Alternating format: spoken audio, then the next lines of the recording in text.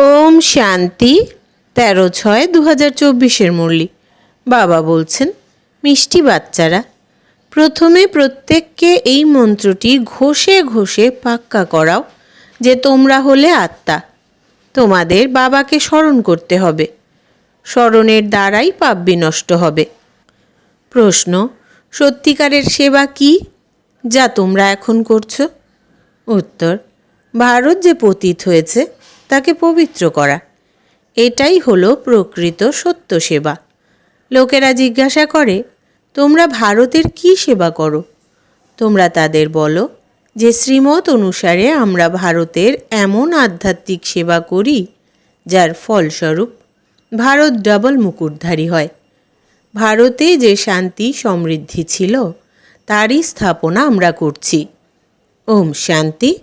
সর্বপ্রথম শিক্ষা পাঠ হলো, বাচ্চারা নিজেকে আত্মা মনে করো বা মনমনা ভব। এ হলো সংস্কৃত শব্দ। এখন বাচ্চারা যখন সার্ভিস করে তখন তো সর্বপ্রথমে তাদের আলফ পড়াতে হয়। যখন কেউ আসবে তো শিব বাবার চিত্রের সামনে নিয়ে যেতে হবে, অন্য কোনো চিত্রের সামনে নয়। প্রথমে বাবার চিত্রের সামনে তাদের বলতে হবে, বাবা বলেন, নিজেকে আত্মা মনে করে আমি তোমাদের বাবা, আমাকে স্মরণ করো। আমি হলাম তোমাদের সুপ্রিম পিতা, সুপ্রিম টিচার, সুপ্রিম গুরুও। সবাইকে এই পাঠ পড়াতে হবে। আরম্ভই করতে হবে এখান থেকে। নিজেকে আত্মা নিশ্চয় করে আমি তোমাদের বাবা, আমাকে স্মরণ করো। কারণ তোমরা যে এখন পতিত হয়েছ, তোমাদের আবার শতপ্রধান হতে হবে। এই পাঠে সব কথা এসে যায়। সবাই কিন্তু এমন করে না। বাবা বলেন, প্রথমে শিব বাবার চিত্রের কাছে নিয়ে যেতে হবে। ইনি হলেন অসীম জগতের বাবা। বাবা বলেন, মামেকম স্মরণ করো, নিজেকে আত্মা মনে করো, তাহলে ভবসাগর পার হয়ে যাবে। স্মরণ করতে করতে পবিত্র দুনিয়ায় তো পৌঁছেই যাবে। এই শিক্ষা অন্তত পক্ষে 3 মিনিট করে ঘন্টায় ঘন্টায় পাক্কা করতে হবে। বাবাকে স্মরণ করেছ? বাবা, তিনি বাবাও, আবার রচনার রচয়িতাও তিনি। রচনার আদি মধ্য অন্তকে জানেন, কারণ তিনি হলেন মনুষ্য সৃষ্টির বীজরূপ। সর্বপ্রথমে তো এই কথা নিশ্চয় করাতে হবে। বাবাকে কি স্মরণ করো? এই নলেজ বাবাই দেন। আমরা বাবার কাছ থেকে নলেজ প্রাপ্ত করে তোমাদের প্রদান করি। সবার প্রথমে এই মন্ত্রটি পাক্কা করাতে হবে। নিজেকে আত্মা মনে করে বাবাকে স্মরণ করো, তাহলে সনাত হয়ে যাবে। এই বিষয়েও বোঝাতে হবে। যতক্ষণ এই বিষয়টি বুঝবে না ততক্ষণ এগোবে না। বাবার পরিচয়ের বিষয় নিয়ে 2-4টে চিত্র থাকা উচিত। তখন এই বিষয়ে খুব ভালোভাবে বোঝালে তাদের বুদ্ধিতে বসবে। আমাদের শিব বাবাকে স্মরণ করতে হবে। তিনি হলেন সর্বশক্তিমান। তাকে স্মরণ করলেই পাপ বিনষ্ট হবে। বাবার মহিমা তো ক্লিয়ার আছে। প্রথমে এই কথা তো অবশ্যই বোঝানো উচিত। নিজেকে আত্মা মনে করে মামেকম স্মরণ করো। দেহের সব সম্বন্ধ ভুলে যাও। আমি শিখ, আমি অমুক, এইসব ত্যাগ করে একমাত্র বাবাকে স্মরণ করতে হবে। সর্বপ্রথমে বুদ্ধিতে এই মুখ্য কথাটি বসাও, তিনি হলেন বাবা। তিনিই পবিত্রতা, সুখ, শান্তির উত্তরাধিকার প্রদান করেন। বাবাই ক্যারেক্টার শুধরে দেন। তাই বাবার খেয়ালে এই কথাটি এলো যে প্রথম পাঠ এইভাবে বাচ্চারা পাক্কা করায় না, যেটা খুবই জরুরি। এই কথাটি বুদ্ধিতে যত ঘষতে থাকবে ততই স্মরণে থাকবে। বাবার পরিচয় দিতে যদি 5 মিনিট সময় লাগে, লাগুক, সরে আসবে না। খুব আগ্রহ সহকারে তারা বাবার মহিমা শুনবে। বাবার চিত্র হলো মুখ্য চিত্র। কিউ অর্থাৎ মানুষের লাইন এই চিত্রের সামনে যেন থাকে। বাবার পয়গাম মানে বাবার বার্তা সবাইকে দিতে হবে। তারপরে হলো রচনার নলেজ। এই চক্রটি কিভাবে আবর্তিত হয়? যেমন মশলা পিষে পিষে একদম মিহি করা হয়। তোমাদের হলো ঈশ্বরীয় মিশন। তাই ভালোভাবে এক একটি কথা বুদ্ধিতে বসাতে হবে। কারণ বাবাকে না জানার দরুন সবাই অনাথ হয়েছে। পরিচয় দিতে হবে। শিব বাবা হলেন সুপ্রিম পিতা, সুপ্রিম শিক্ষক, সুপ্রিম গুরু। তিনটি পরিচয় জানিয়ে দিলে সর্বব্যাপীর কথাটি বুদ্ধি থেকে বেরিয়ে যাবে। এই কথাটি সর্বপ্রথমে বুদ্ধিতে বসাও। বাবাকে স্মরণ করতে হবে, তবেই তোমরা পতিত থেকে পবিত্র হতে পারবে। দৈবিক গুণ ধারণ করতে হবে, শতপ্রধান হতে হবে। তোমরা তাদের বাবার স্মরণ করালে তাতে তোমাদেরও কল্যাণ নিহিত আছে। তোমরাও মনমনাভব থাকবে। তোমরা হলে পয়গম্বর, ঈশ্বরীয় বার্তাবাহক। তাই বাবার পরিচয় দিতে হবে। একজন মানুষও এমন নেই যার এই জ্ঞান আছে যে শিব বাবা হলেন আমাদের পিতা, টিচার ও গুরু। বাবার পরিচয় শুনলে খুব খুশি হবে তারা। ভগবান ওয়াচ মামেকম স্মরণ করো, তাহলে তোমাদের পাপ কেটে যাবে। এই কথাও তোমরা জানো। গীতা জ্ঞানের সঙ্গে মহাভারতের যুদ্ধ দেখানো হয়েছে। এখন তো আর কোনো যুদ্ধের কথা নেই। তোমাদের যুদ্ধ হলো বাবাকে স্মরণ করার সময়। পড়াশোনা তো আলাদা জিনিস। বাকি যুদ্ধ হলো স্মরণে, কারণ সবাই হলো দেহ অভিমানী। তোমরা এখন দেহী অভিমানী হয়ে উঠছ যারা বাবার স্মরণে থাকে। সর্বপ্রথমে এই কথা পাকা করাও, তিনি হলেন পিতা, টিচার, গুরু। এখন আমরা তার কথা শুনবো নাকি তোমাদের কথা?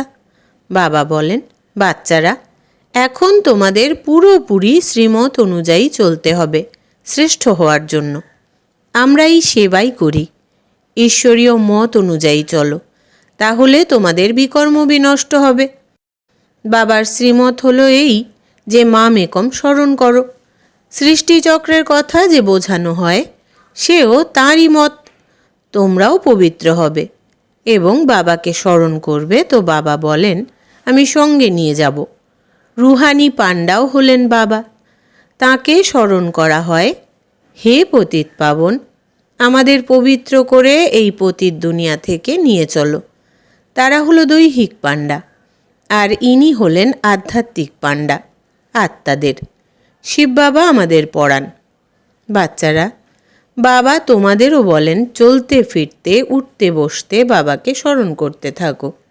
এতে নিজেকে ক্লান্ত করার প্রয়োজন নেই। বাবা দেখেন, কখনো বাচ্চারা সকালে এসে বসে যায় তো নিশ্চয়ই ক্লান্ত হবে। এটা তো হলো সহজ মার্গ। জোর করে বসবে না।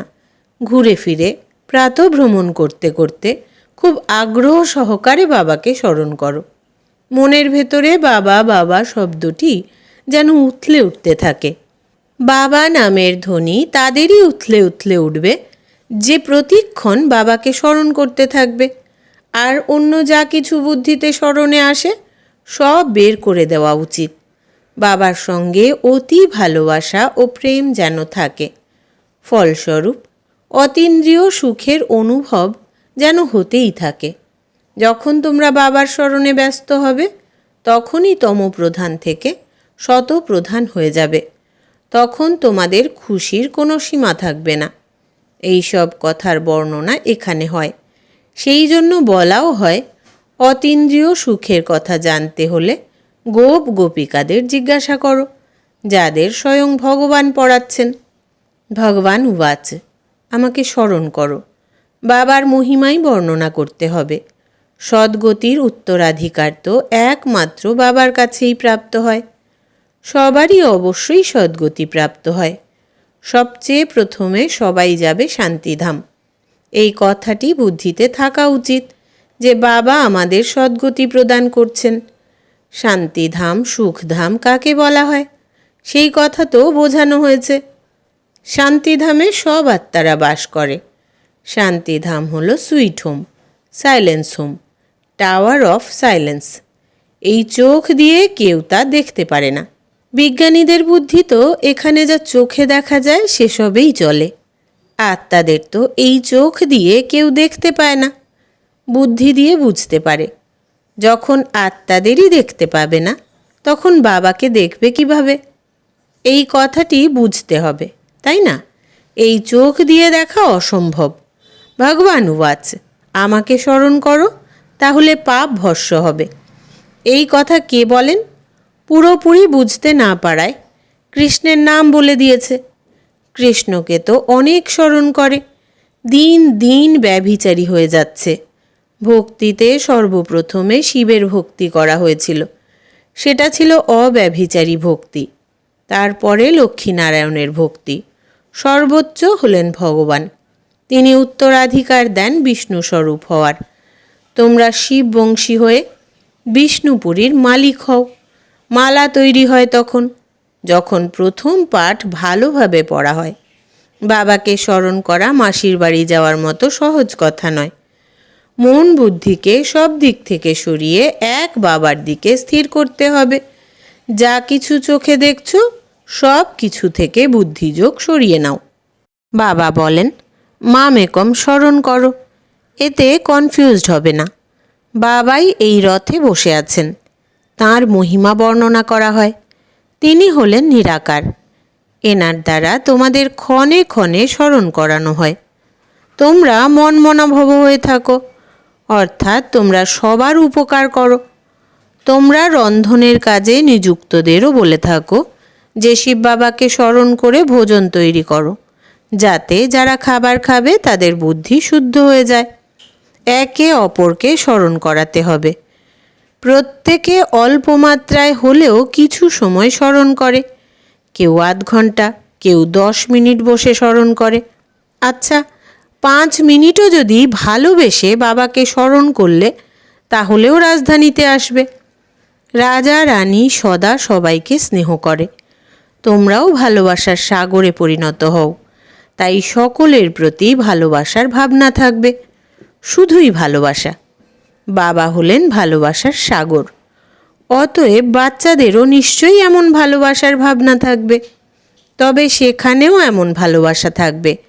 রাজা রানীরও অনেক ভালোবাসা থাকে, বাচ্চাদেরও অনেক ভালোবাসা থাকে। সেই ভালোবাসা এই সীমিত জাগতিক নয়। এখানে তো ভালোবাসার নাম নেই, শুধু রয়েছে মার। সেখানে এই কাম কাটারি রূপী হিংসাও থাকবে না। তাই ভারতের মহিমা অপরম অপার গাওয়া হয়। ভারতের মতন পবিত্র দেশ অন্য কোথাও নেই। এই দেশ হলো সর্বশ্রেষ্ঠ তীর্থস্থান। বাবা এখানে এসে সবার সেবা করেন, সবাইকে শিক্ষা প্রদান করেন। মুখ্য হলো পড়াশোনা। তোমাদেরকে অনেকেই জিজ্ঞাসা করে, তোমরা ভারতের কী সেবা করো? তাদের বলো, তোমরা চাও ভারত পবিত্র হোক। এখন ভারত পতিত, তাই না? তো আমরা শ্রীমত অনুযায়ী ভারতকে পবিত্র করি। সবাইকে বলি বাবাকে স্মরণ করো, তো পতিত থেকে পবিত্র হয়ে যাবে। এইভাবে আমরা আধ্যাত্মিক সেবা করি। ভারত যে সর্বোচ্চ ছিল, শান্তি সমৃদ্ধি ছিল, পুনরায় সেই রূপে পরিণত করছি। শ্রীমত অনুসারে কল্পপূর্বের মতন, ড্রামার প্ল্যান অনুযায়ী। এই কথাগুলো ভালোভাবে স্মৃতিতে রাখো। মানুষ চায় বিশ্বে শান্তি হোক, সেই কাজই আমরা করছি। ভগবান উবাচ। বাবা আমাদের অর্থাৎ বাচ্চাদের বোঝাতে থাকেন, আমি পিতা, আমায় স্মরণ করো। এই কথাও বাবা জানেন। তোমরা কেউ ততখানি স্মরণ করো না বাবাকে। এতেই পরিশ্রম আছে। স্মরণের দ্বারাই তোমাদের কর্মাতীত অবস্থা আসবে। তোমাদের স্বদর্শন চক্রধারী হতে হবে। এর অর্থ কারও বুদ্ধিতে নেই। শাস্ত্রে কত কথা লেখা হয়েছে। এখন বাবা বলেন, যা কিছু পড়েছ সেসব ভুলে যেতে হবে। নিজেকে আত্মা মনে করতে হবে। এই জ্ঞানই সঙ্গে যাবে, আর কিছু নয়। এ হলো বাবার পড়াশোনা। এই নলেজ সঙ্গে যাবে, তার জন্য চেষ্টা চলছে। ছোট ছোট বাচ্চাদেরও কম ভেবো না। যে বয়সে যত ছোট, ততই সুনাম অর্জন করতে পারে। ছোট ছোট কন্যারা বসে বয়স্ক গুরুজনদের বোঝাবে, তো কামাল হয়ে যাবে। তাদেরও নিজের মতন পরিণত করতে হবে। কেউ প্রশ্ন করলে যাতে রেসপন্স করতে পারে, এমনভাবে তৈরি করো। তারপর যেখানে সেন্টার থাকবে বা মিউজিয়াম থাকবে, তাদের সেখানে পাঠিয়ে দেওয়া হবে। এমন গ্রুপ তৈরি করো। এই তো সময়। এমন সার্ভিস করো, বয়স্ক গুরুজনদের ছোট ছোট কন্যারা বসে বোঝালে আশাতীত ফল পাওয়া যাবে। কেউ যদি জিজ্ঞাসা করে তোমরা কার সন্তান, বলো, আমরা শিব বাবার সন্তান। তিনি হলেন নিরাকার, ব্রহ্মার দেহে এসে আমাদের পড়ান। এই পড়াশোনার আধারে আমাদের এমন লক্ষ্মী নারায়ণ হতে হবে। সত্যযুগের আদিকালে এই লক্ষ্মী নারায়ণের রাজত্ব ছিল, তাই না?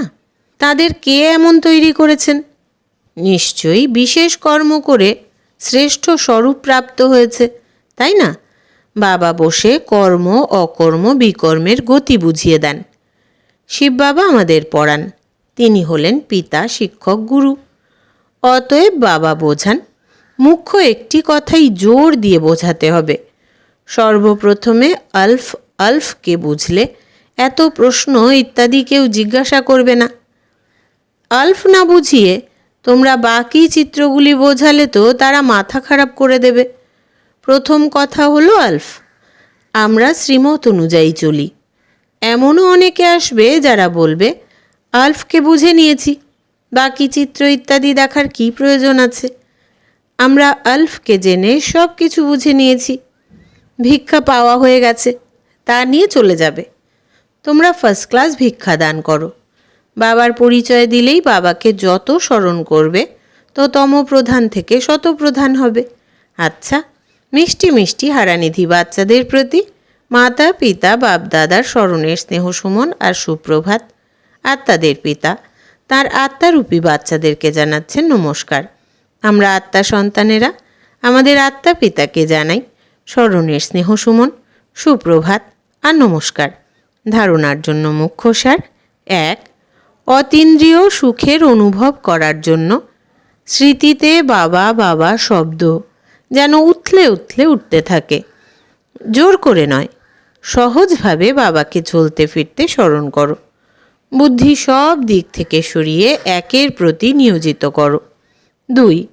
যেমন বাবা হলেন ভালোবাসার সাগর, তেমনি বাবার মতো ভালোবাসার সাগর হতে হবে। সবার উপকার করতে হবে, বাবার স্মরণে থাকতে হবে এবং সবাইকে বাবার কথা স্মরণ করাতে হবে। বরদান: শান্তির শক্তির সাধনগুলির দ্বারা বিশ্বকে শান্ত করা আধ্যাত্মিক শস্ত্রধারী ভব। বিস্তার: শান্তির শক্তির সাধন হল শুভ সংকল্প, শুভ ভাবনা আর নয়নের ভাষা। যেরকম মুখের ভাষার দ্বারা বাবার বা রচনার পরিচয় দিয়ে থাকো, সেই রকমই শান্তির শক্তির আধারে নয়নের ভাষার দ্বারা, নয়ন যুগলের দ্বারা বাবার গুণগুলিকে অনুভব করাতে পারো। স্থূল সেবার সাধনের থেকেও বেশি সাইলেন্সের শক্তি হলো অতি শ্রেষ্ঠ। আধ্যাত্মিক সেনার এটাই হলো বিশেষ শস্ত্র। এই শস্ত্রের দ্বারা অশান্ত বিশ্বকে শান্ত বানাতে পারো। স্লোগান: নির্বিঘ্ন থাকা আর নির্বিঘ্ন বানানো, এটাই হলো সত্যিকারের সেবার প্রমাণ। নির্বিঘ্ন থাকা আর নির্বিঘ্ন বানানো, এটাই হলো সত্যিকারের সেবার প্রমাণ। আচ্ছা, আজকের সমান হচ্ছে আমি শান্ত স্বরূপ আত্মা। ওম শান্তি।